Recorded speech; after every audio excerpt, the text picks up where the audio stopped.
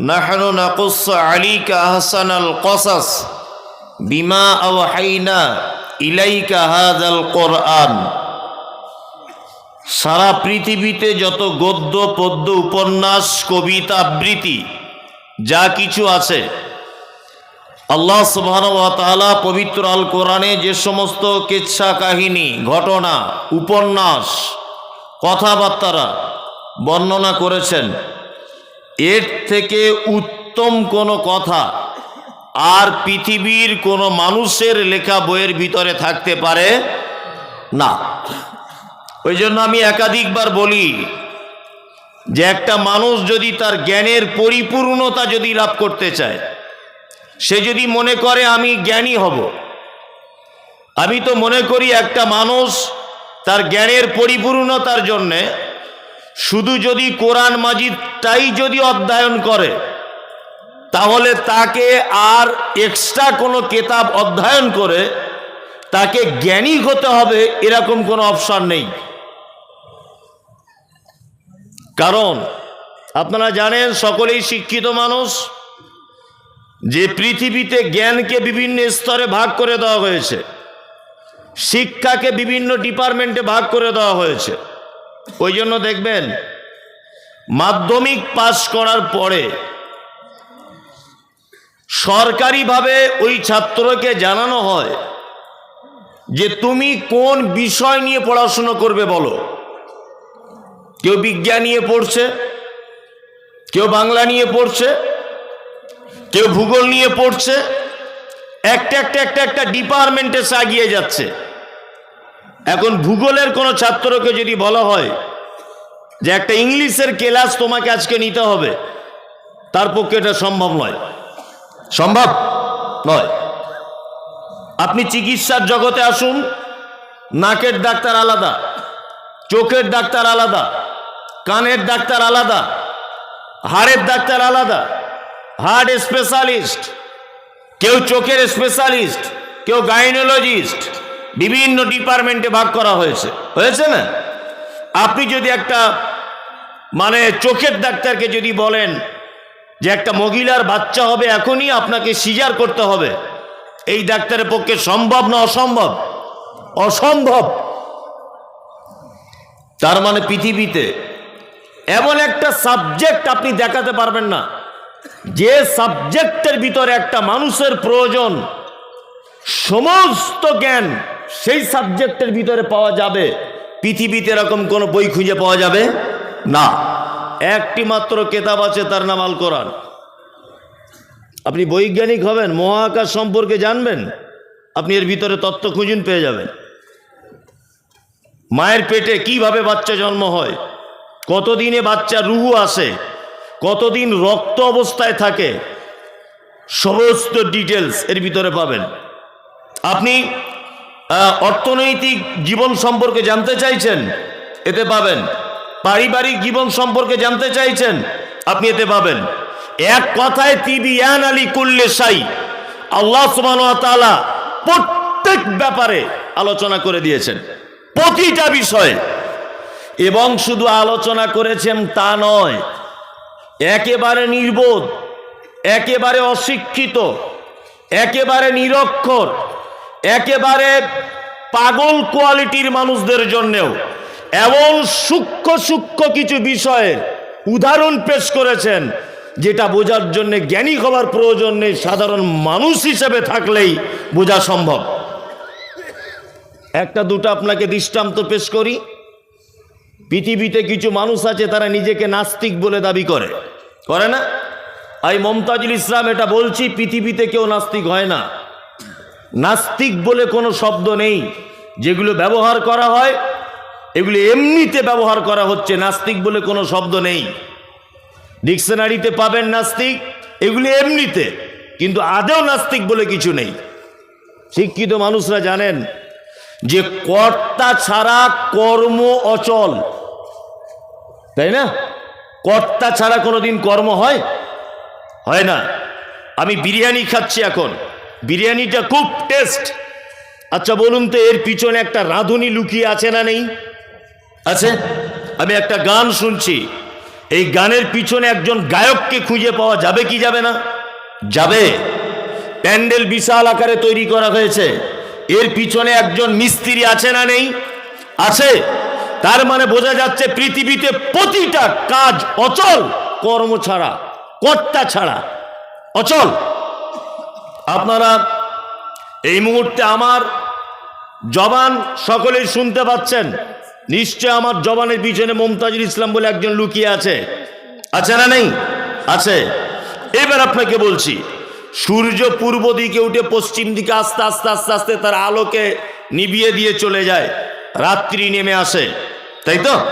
বলুন তো, প্রত্যেক দিন পূর্ব দিকে নির্দিষ্ট টাইমে নির্দিষ্ট স্থানে ওকে তুলে আবার আস্তে আস্তে আস্তে আস্তে আস্তে আস্তে করে পশ্চিম দিকে গিয়ে তার আলো তেজকে কমিয়ে দেওয়া, এটা একটা কাজ কি কাজ নয়? কাজ।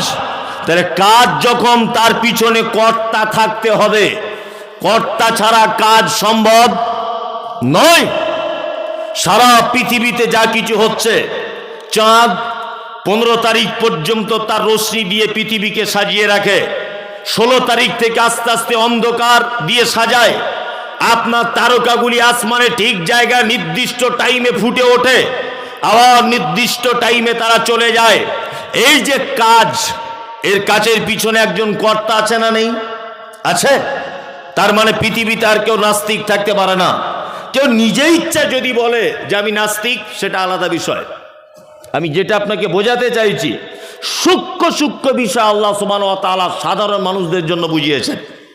চাষিবাসী মানুষ মাঠে জানতো, আমি বলে দিচ্ছি, কাল সকালবেলা পরীক্ষা করবেন, সকালে নয়, ঠিক মাগরিবের আগে মাঠে যাবেন, গিয়ে দেখবেন কিছু বক ধরনের পাখি, বকের মতো দেখতে বা বকই বলেন, বিভিন্ন এলাকা বিভিন্ন নামে ডাকে, তারা দেখবেন সারিবদ্ধভাবে একটা লাইন দিয়ে ডানা মেলতে মেলতে মেলতে মেলতে তারা পেট ভর্তি করে বাসার দিকে রিটার্ন করে না? আর ওদের একটা জিনিস লক্ষ্য করবেন, যে এইরকম ডানা মেলতে মেলতে 4-5 বার ডানা মেলে একবার স্থির করে দেয়। স্থির করা অবস্থায় দেখবেন হেলতে দুলতে সবাই বেশ মজা করতে করতে নিজের বাসায় ফেরত যায়। দেখেছেন? আল্লাহ পবিত্র কোরআনে এই বক পাখিদের কথা নোট করে দিয়ে বলছেন, আওয়ালাম ইয়ারাও ইলা তাইরি ফাওকাহুম সাফাতিন ওয়ায়াকবিজন মা ইউমসিকুহুন্না ইল্লার রহমান ইন্নাহু বিকুল্লি শাইইন বাসীর।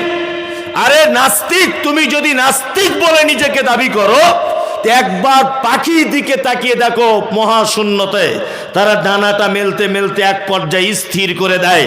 এই স্থির অবস্থাতে মহাশূন্যতে ভাসমান অবস্থায় তাদেরকে কে আটকে রাখে? আল্লাহ নিজে বলছে ইল্লার রহমান। এটা আমার পক্ষে সম্ভব, পৃথিবীতে আর কারো পক্ষে সম্ভব নয়। তার মানে নাস্তিক আর টিকে থাকতে পারলো না। ভাসমান অবস্থায় মহাশূন্যতে একটা পাখি, সে তার ডানাকে স্থির করে যদি ভাসমান অবস্থায় হেলে দুলে চলে যেতে পারে, নিশ্চয়ই এর পিছনে একজন কেউ আছে, ভাসিয়ে রেখেছেন, আছে না নেই? যিনি রেখেছেন তিনি কে? আল্লাহ। সর্বক্ষেত্রে আমরা প্রশংসা করব কার? আল্লাহ। খাইরিহি ওয়া শাররিহি মিনাল্লাহি তাআলা। ভালো মন্দ যা কিছু হবে প্রশংসা আল্লাহ।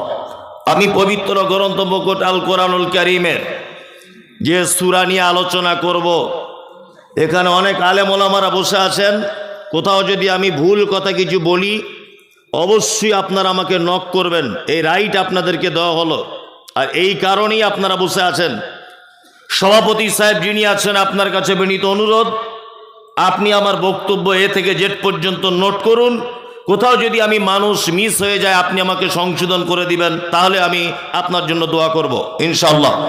কারণ আমি মানুষ, ভুল হওয়াটাই স্বাভাবিক। আমি পবিত্র আল কোরআনের সূরা নিয়ে এবার আলোচনা করছি। আমরা কোরআন শুনবো, মানার চেষ্টা করবো ইনশাআল্লাহ। ইনশাআল্লাহ। এরকম প্রতিটা জলসাতেই ইনশাআল্লাহ বলেন, এটা আপনার চরিত্র হয়ে গেছে। প্রত্যেক জলসাতে আপনি ইনশাআল্লাহ বলেন, বলেন না? বলে, অথচ মানার বেলা কেউ আছে? কেউ নাই। এখন আপনাকে দেখে মনে হচ্ছে ফেরেশতা, তাই না? জলসা শেষ হয়ে যাবে, আপনার চরিত্রের কোনো পরিবর্তন নাই, বরং এটাই পরিবর্তন। অনেক মানুষ ফজরের নামাজ এমনিতে পড়তেন, আজকে আর পড়বে না, এটাই পরিবর্তন ঘটবে, তাই না? জি।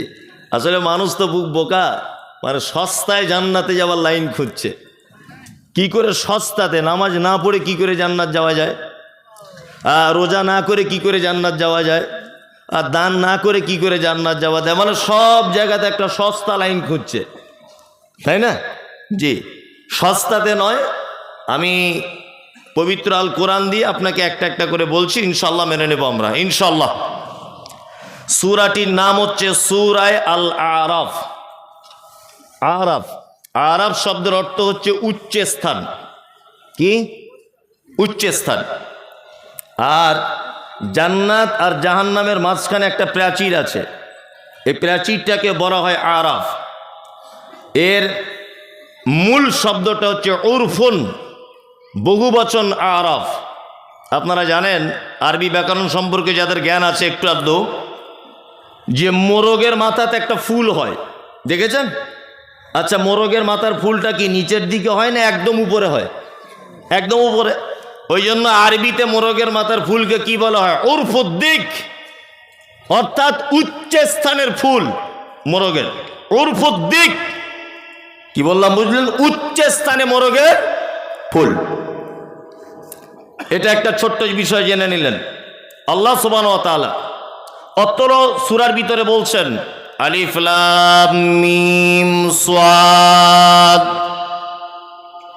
পবিত্র আল কোরআনে 29টি সূরার ভিতরে এইরকম কিছু শব্দ পাবেন। আলিফ লাম মিম, আলিফ লাম মিম র, নুন, কাফ হা আইন সাদ, ইয়াসিন, তাহা। আছে না? আছে। আরবিতে বলা হয় হুরুফে মুকাত্তিআত, বাংলাতে বলা হয় বিচ্ছিন্ন অক্ষরমালা। আমি মুমতাজুল ইসলামের ব্যাখ্যা বিশ্লেষণ জানি না, আবু বকর, ওমর, উসমান, আলী রাদিয়াল্লাহু তাআলা আনহু আজমাইন ওনারা জানতেন না। আল্লাহ নবী সাল্লাল্লাহু আলাইহি ওয়াসাল্লাম কিছু বলেননি, সাহাবায়ে কিরামগণ এ ব্যাপারে প্রশ্নও করেননি। শুধু মাথা নাড়লে হবে না, এখানে একটা আশ্চর্য বিষয় জেনে নেন। আল্লাহ নবী সাল্লাল্লাহু আলাইহি ওয়াসাল্লাম বলেননি, কিন্তু সাহাবীগণ প্রশ্ন করেননি। এরই নাম ঈমান। আর আমাদের, আপনাদের নদিয়া জেলা পার্শ্ববর্তী জেলা, বক্তব্য রাখতে রাখতে এক জায়গায় বলছি যে কাঁধে দুজন ফেরেশতা নিয়োগ করেছেন আল্লাহ। মানুষের যা কিছু হয় সব কিছু তারা লেখে। তা আমাকে একজন প্রশ্ন করে বলছে, হুজুর তারা যে লেখে খাতাগুলো কোথায় থাকে? আচ্ছা বলি, এটা কি কোনো প্রশ্ন? আর এটা জেনে ওর লাভ কি? কোনো লাভ আছে? লাভ নাই। উটের গোস্ত খেলে অজু থাকে? থাকে অজু? থাকবে না। তো ও আবার প্রশ্ন করছে বেশ জুত করে, কেন থাকবে না? কেনটা জানার ইচ্ছা কেন এত? আল্লাহ নবী সাল্লাল্লাহু আলাইহি ওয়াসাল্লাম বলেছেন এতটুকুই শেষ। কি বললাম বুঝলেন? এতটুকুই শেষ।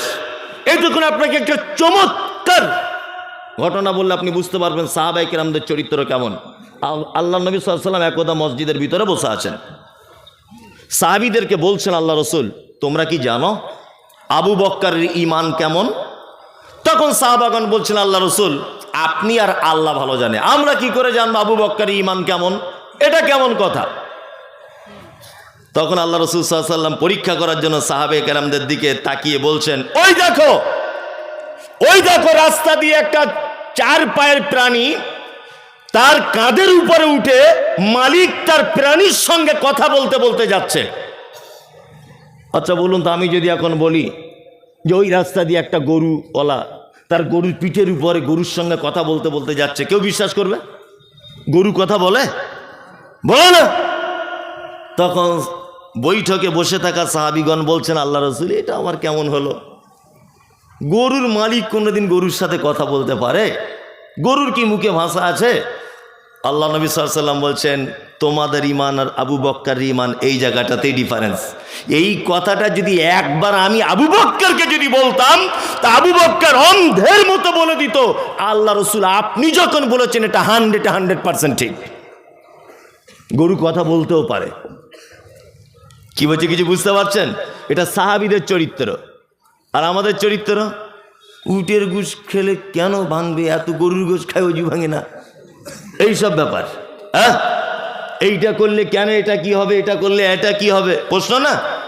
এই যে রমজান মাস আসছে, বাবা রে, মুসল্লির তো শেষ নাই। কেউ বলছে থুতু গিলে নিয়েছি মৌলী সাহেব, কি হবে?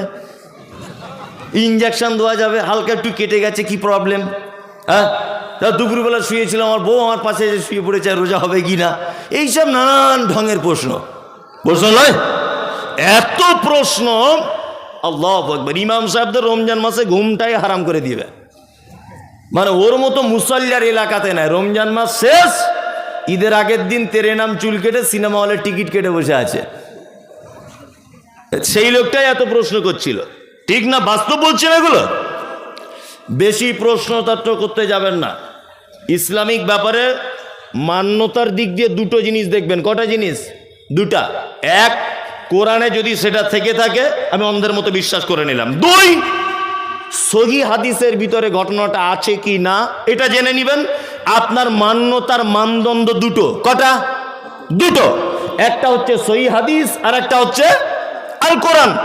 এই দুটো জায়গাতে স্পষ্ট হয়ে গেছে, আপনাকে আর অত প্রশ্নে যাওয়ার দাগ লাগবে না। মানুষ প্রশ্ন করতে করতে করতে করতে এমন একটা পর্যায়ে পৌঁছে যায় যে তার ঈমানটা রাখা পর্যন্ত মুশকিল হয়ে যায়, তাই না? ওই জন্য অতিরিক্ত প্রশ্ন আল্লাহ নবী সাল্লাল্লাহু আলাইহি ওয়াসাল্লামের সাহাবীগণ পছন্দ করতেন না। তা আমিও এই ব্যাপারে কিছু বলছি না। আলিফ লাম মিম সাদ, এ ব্যাপারে আমি কিছু জানি না।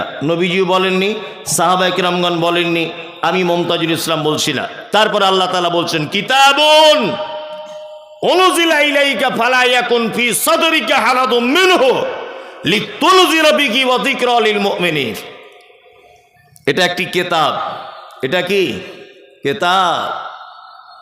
এটা অবতীর্ণ করেছি আপনার কাছে এই কারণে যে এর মাধ্যমে মানুষকে আপনি দাওয়াত দেবেন, মানুষকে আল্লাহ ভীতি তার অন্তরে জাগাবেন। আর এইটা দাওয়াত দেওয়ার ফলে যদি কোনো রকমের বিপদ আসে বা কোনো রকমের কোনো মুসিবতের সম্মুখীন আপনি যদি হন, আপনার মনে যেন কোনো রকমের ভয় বা সংকীর্ণতা সৃষ্টি যেন না হয়। আর এটা মোমেনদের জন্য কি উপদেশের বাণী। এই জায়গাটা একটা কথা বলি, তাহলে মানুষের কাছে দাওয়াত দেওয়ার মূল বই কি? মূল কিতাব আল কোরআন, তাই না?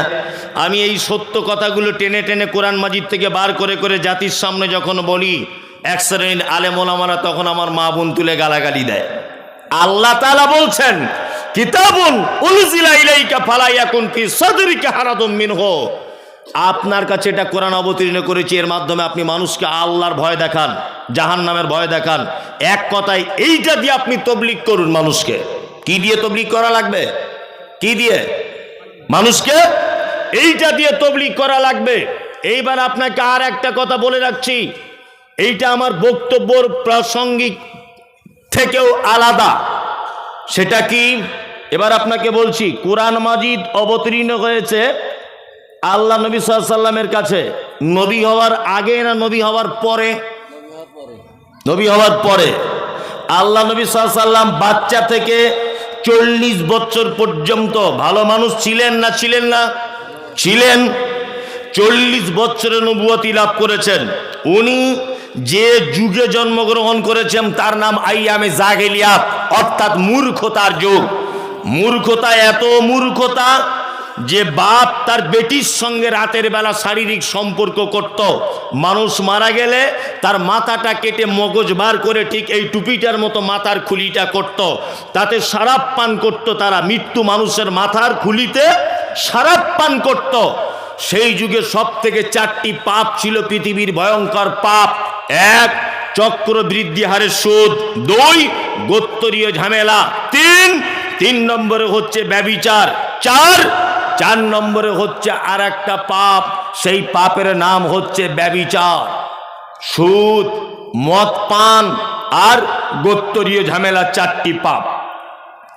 আল্লাহ নবী সাল্লাল্লাহু আলাইহি ওয়াসাল্লাম এই পাপকে ঠেকানোর জন্যে নবী হবার আগে একটা সংগঠন তৈরি করেছিলেন। সংগঠনের নাম দিয়েছিলেন হিলফুল ফুজুল, আপনারা জানেন। আর এই হিলফুল ফুজুল সংগঠনের মাধ্যমে যুবকদের দায়িত্ব দিয়ে এই অসভ্য জাতিকে আবার আলোর দিকে ফেরত আনার জন্য তিনি আপ্রাণ চেষ্টা চালাচ্ছিলেন। আর এরই মাঝখানে তিনি চলে যেতেন জাবালে নূর বলে একটি পাহাড়, সেই পাহাড়ের একেবারে উঁচুতে একটা গুহা, তার নাম হীরা। হীরা গুহাতে আল্লাহর ধ্যান করতেন। হঠাৎ করে একদিন জিবরিল এলেন, ঘটনা কেটে কেটে দিয়ে বলছি। জিবরিল এসে বলছেন যে আপনি পড়ুন। আল্লাহ নবী সাল্লাল্লাহু আলাইহি ওয়াসাল্লাম বলছেন আমি পড়তে জানি না। জিবরিল আমিন আল্লাহ রসুলকে চেপে ধরলেন, ধরে বললেন পড়ুন। বলছে আমি পড়তে জানি না। আবার চেপে ধরলেন, পড়ুন। আল্লাহ নবী সাল্লাল্লাহু আলাইহি ওয়াসাল্লাম তিনি পড়লেন ইকরা বিইসমি রাব্বিকাল্লাযী খলাক। 5টি কোরআনের আয়াত অবতীর্ণ হলো। এইখানে আপনার কাছে আমার প্রশ্ন, সেটা হচ্ছে এই আল্লাহ নবী সাল্লাল্লাহু আলাইহি ওয়াসাল্লাম সর্বপ্রথম অসভ্য জাতিকে পরিবর্তন করার জন্য কাদের কাজে লাগিয়েছিলেন? হিলফুল ফুজুল সংগঠন দিয়ে। কাদের? যুবকদেরকে। নাম্বার 2, এতদিন পর্যন্ত জাতিকে পরিবর্তন করার জন্য নিজস্ব জ্ঞান ব্যবহার করছিলেন, নিজস্ব জ্ঞান দ্বারা জাতিকে পরিবর্তন করার চেষ্টা করছিলেন। আল্লাহ তাআলা হীরা গুহাতে ডেকে নিয়ে বলছেন নবী আপনি তো লেখাপড়া জানেন না, তার মানে আপনার পক্ষে সমাজ পরিবর্তন করা সম্ভব নয়। ওই জন্য পবিত্র আল কোরআনের যে বিষয় প্রথমে আয়াত অবতীর্ণ হলো ইকরা, আপনি প্রথমে পড়ুন। তার মানে বোঝা যায় শিক্ষিত মানুষ দিয়ে সমাজ পরিবর্তন করা সম্ভব। সমাজ পরিবর্তন করতে গেলে 3টে জিনিস দ্বারা সম্ভব। 1, ঐক্যবদ্ধ। আল্লাহ নবী সাল্লাল্লাহু আলাইহি ওয়াসাল্লাম ঐক্যবদ্ধ যুবকদেরকে নিয়ে সমাজ পরিবর্তন করতে চেয়েছিলেন। 2, যুবকদেরকে নিয়ে পরিবর্তন করতে হবে। সমাজের উন্নতি ঘটাতে হবে কাদের নিয়ে? যুবকদের। আর আমাদের আরে বাবা, মসজিদের সেক্রেটারি কে? বলছে ফটিক চাচা তুমি হও।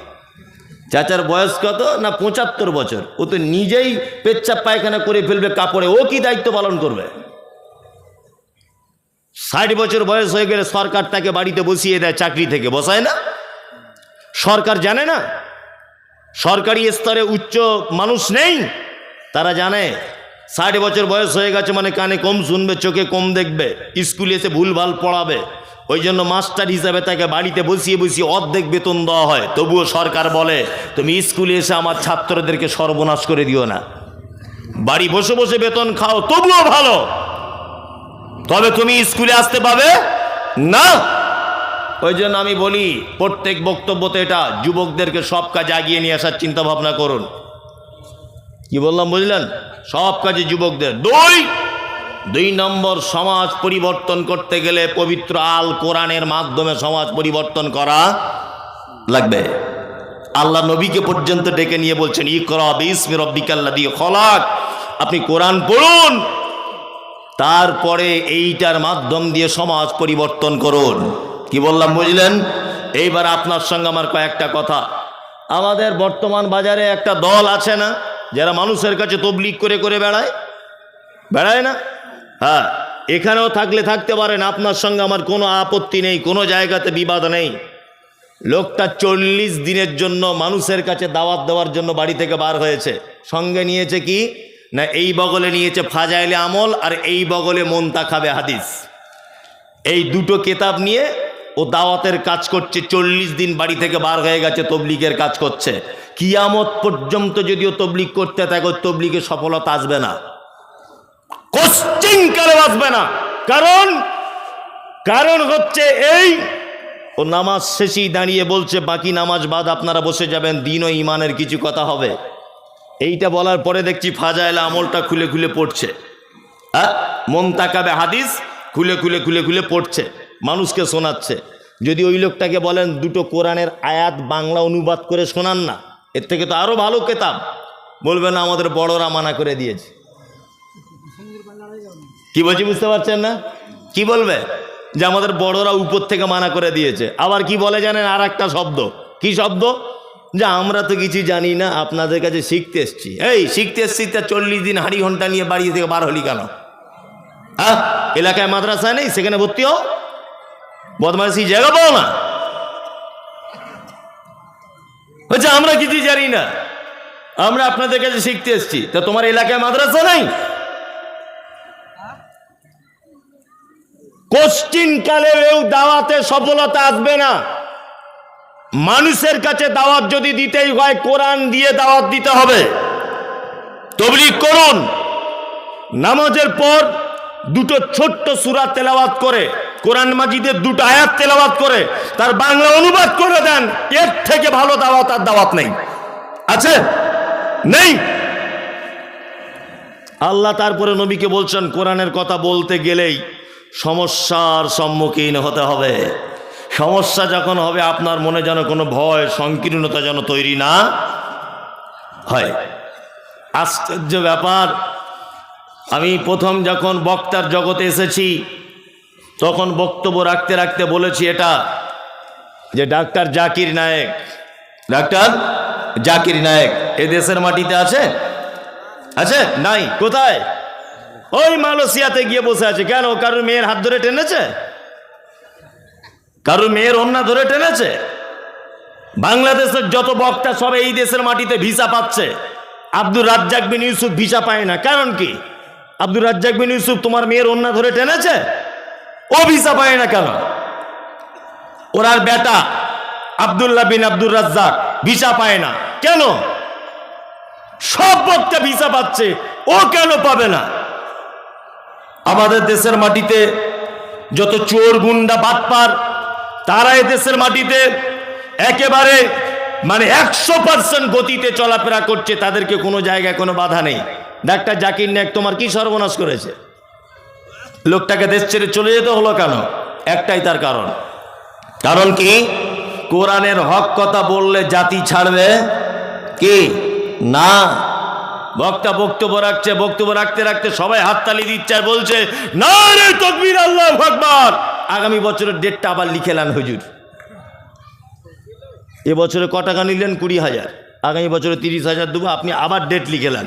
সবাই যদি বলে ভালো বক্তা, তার মানে বুঝতে হবে যে ও বক্তা এখনো সত্য কথা বলিনি। বক্তা স্টেজ থেকে নেমে যাবার পরেই গুতোগুতি শুরু হয়ে যাবে। কিছু লোক বাঁশ নিয়ে দাঁড়িয়ে থাকবে ওদিকে মারার জন্যে, কিছু লোক উঠে পালাবে তেজ করে। এই বক্তা এনে ভুল হয়েছে, তবেই তো বক্তা সত্য কথা বলেছে, এটা প্রমাণ হবে। মাতালও বলছে খুব ভালো বক্তা, সুদখোরও বলছে ভালো বক্তা, হারামখোরও বলছে ভালো বক্তা, মৌলভী সাহেবও বলছে ভালো বক্তা। তো ভালো হলো কি করে? হ্যাঁ, ও ভালো হলো কি করে? আশ্চর্য ব্যাপার। সোশ্যাল মিডিয়াতে খুললেই শুধু মমতাজুল ইসলাম, ওর বাপের জন্ম ঠিক নেই, ওর মায়ের জন্ম ঠিক নেই, ওর জন্ম ঠিক নেই, এটা নেই ওটা নেই, শুধু এই। কেন বলেন তো? আমি বলে দিয়েছি সবে বরাত পচা বেদাত, লোকাল বেদাত নয়, পচা বেদাত, এটা ভয়ঙ্কর বেদাত। এটা যেই বলে দিয়েছি আর শুরু হয়ে গেছে তোলপাড়। কি বললাম বুঝলেন না? আমি বলে দিয়েছি পচা বেদাত, লোকাল বেদাত নয় এটা। এ প্রসঙ্গে পরে কথা বলছি আপনাকে। তার মানে কোরআনের দাওয়াত পৌঁছে দিলে সমস্যার সম্মুখীন হতে হবে, তাই না? আর আপনি যদি সমস্যার সম্মুখীন হয় তাহলে আপনার সাপোর্ট করবে কে? আল্লাহ। আল্লাহ করবে না? করবে আল্লাহ। যারা কোরআনের পক্ষে সঠিক দাওয়াত মানুষের কাছে দেয়, তুমি তাদের জন্য সহায় হয়ে যাও। বলুন আমিন, আমিন। চলুন, আল্লাহ সুবহানাহু ওয়া তাআলা তারপরে বলছেন যিকরা লিল মুমিনিন, কোরআন হচ্ছে মুমিনদের জন্য উপদেশ। যিকরা, জিকির মানে স্মরণ করা। জিকির মানে কি? স্মরণ করা। কোরআন তেলাওয়াত করলে আল্লাহ স্মরণ চলে আসে। আল্লাহু আকবার। পবিত্র আল কোরআনে আল্লাহ বলছেন কি? ইন্নামাল মুমিনুনা আল্লাযীনা ইযা যুকিরাল্লাহু ওয়াজিলাত কুলুবুহুম ওয়া ইযা তুলিয়াত আলাইহিম আয়াতুহু যাদাতুহুম ঈমানা ওয়া আলা রাব্বিহিম ইয়াতাওয়াক্কালুন। আল্লাহ বলে মুমিন হলো তারা যাদের সামনে কোরআন তেলাওয়াত করা হয়, কোরআনের আয়াতগুলি বলা হয়। আল্লাহ বলছেন কোরআনের আয়াত তার সামনে বলা হলে যাদাতুহুম ঈমানা, মুমিন তোমার ঈমান বেড়ে যাবে সাথে সাথে করে। আল্লাহু আকবার।